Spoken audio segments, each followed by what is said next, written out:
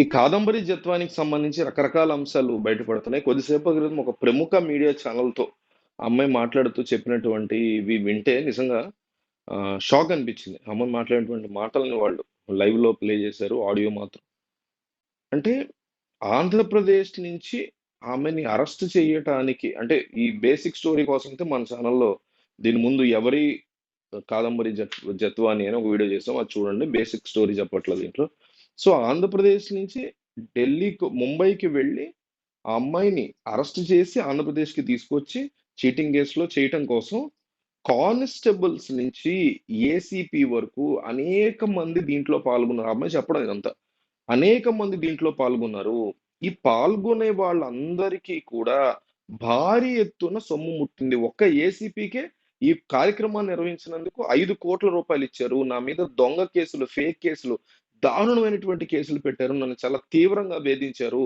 నేను ఎవరి మీదైతే జిందాల్‌కి సంబంధించినటువంటి హెడ్ మీద నేను ఏదైతే ముంబైలో కేస్ పెట్టానో, చీటింగ్ కేస్ పెట్టానో అది వెనక్కి తీసుకోవట్లేదని ఆంధ్రప్రదేశ్ ముఖ్యమంత్రితో జిందాల్ స్టీల్‌కి సంబంధించి వాళ్ళు ఉన్నటువంటి స్నేహం వల్ల ఈ రకమైనటువంటి దొంగ కేసులు నా మీద ఆంధ్రప్రదేశ్ పోలీసులతో పెట్టించి, ఆంధ్రప్రదేశ్‌లో పోలీసులు అప్పుడు ఉన్న జగన్‌మోహన్ రెడ్డి ప్రభుత్వం టైంలో ఉన్న పోలీసులు కాదు. నా దగ్గరికొచ్చినోళ్ళైతే కాదు. వాళ్ళంతా కూడా గూండాలు. నన్ను చాలా తీవ్రంగా హరాస్ చేశారు. నేను వాళ్ళు ఏ కేసైతే పెట్టారో నా మీద విద్యాధర్ రావు అనేటువంటి వ్యక్తితో కేస్ పెట్టించారు.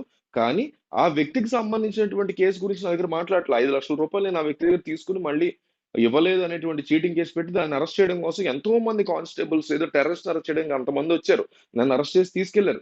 కానీ ఎక్కడ ఏ మూల కూడా దాని గురించి మాట్లాడట్ల.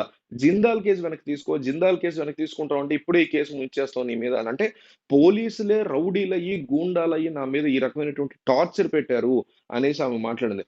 దీని వెనక వైసీపీకి సంబంధించినటువంటి ఒక మంత్రి, అప్పటి మంత్రి ఒకడున్నాడు అంటూ తీవ్రమైనటువంటి వ్యాఖ్యలు చేసింది. ఆ మంత్రి పేరైతే ఆమె చెప్పలేదు. కానీ మహా న్యూస్ వాళ్ళు మాత్రం ఎక్కువగా హైలైట్ చేస్తోంది కొడాలి నాని ఫోటోని. కొడాలి నాని అండ్ కొడాలి నానికి సంబంధించిన అత్యంత సన్నిహితుడు కలిసి ఈ అంశాన్ని తీసుకెళ్లారు.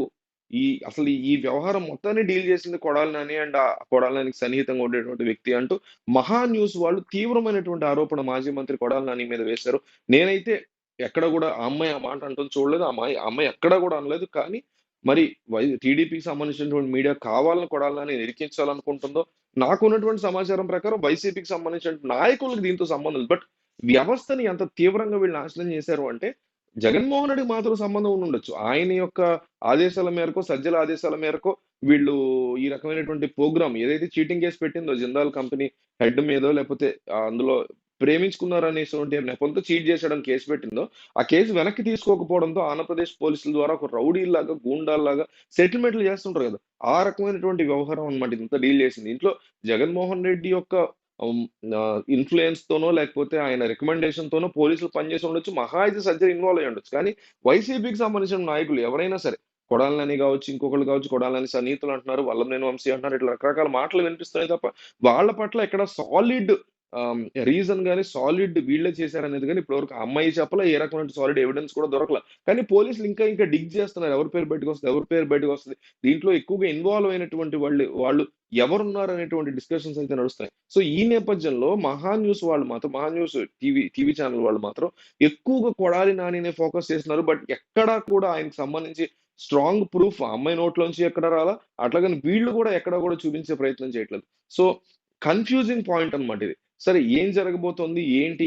అనేది అందరూ ఆసక్తిగా ఎదురు చూస్తున్నారు. కొడాలి నానికి సంబంధించి ఏమన్నా ఇన్వాల్వ్‌మెంట్ ఉందా? లేదా? అనేది కూడా త్వరలో బయటపడబోతుంది. ఉంటే మాత్రం చాలా భారీ ఎత్తున ఆయన మెడకి ఈ విషయం చుట్టుకుంటది. ఆయనకసలు ఏమాత్రం సంబంధం లేకపోతే చాలా క్లియర్ అండ్ క్రిస్టల్ క్లారిటీగా ఉంటది. ఎందుకంటే ఎఫ్ఐఆర్ నమోదు చేశారు. వీళ్ళు వెళ్ళొచ్చిన సీసీ కెమెరాలుంటాయి. వీళ్ళ ఫోన్ కాన్వర్జేషన్స్ బయటకి తీస్తున్నారు. సో, ఇందులో లేకపోతే కొడాలి నానికి ఎటువంటి ఇష్యూస్ ఉండవు. ఒకవేళ ఉంటే మాత్రం చాలా పెద్ద తలకాయ నొప్పి ఆయన మెడకు చుట్టుకునే పరిస్థితి కనిపిస్తుంది.